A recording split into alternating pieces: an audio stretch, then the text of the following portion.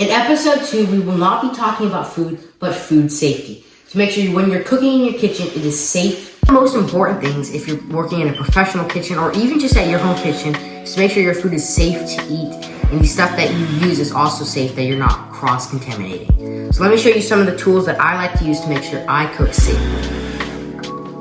Now, one of the most important things to make sure you don't cross-contaminate. By the way, cross-contaminate means if you're cooking or cutting something like pork or something that is raw, you then don't want to cut vegetables on the same thing if it's not clean, because then you could get the two ingredients mixed up and it could cause a food hazard.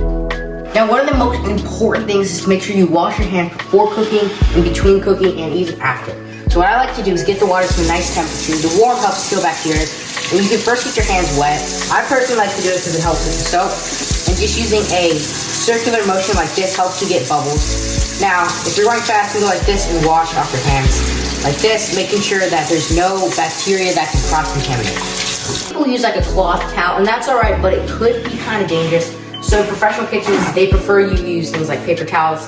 It might not be the most eco-friendly, but it does make sure to help to keep your food and ingredients hazard-free.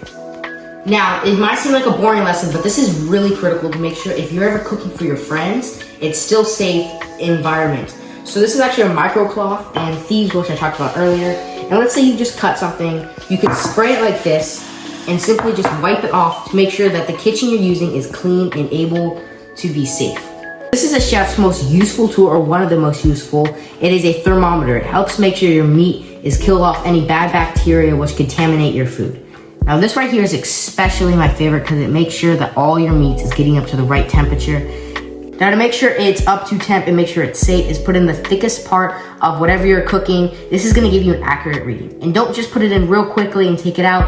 Put it into it and wait until it stabilizes so you can get a good accurate temperature. Now also, one thing to quickly remember is that certain meat, when you put it down, it's going to keep rising. So if it's already 5 or 6 degrees above, you can take it off and it will keep rising. Even if it's below or 5, depending on what meat or poultry you're cooking, you can even take it off because it's going to continue to slowly cook as it's resting. Here is the right temperature to cook all your meats, poultry, and seafood too. If you want to screenshot this to make sure you never forget it.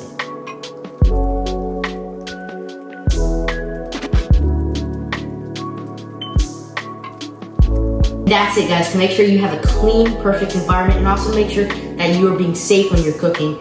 Thanks for watching this video. I'll see you in the next one.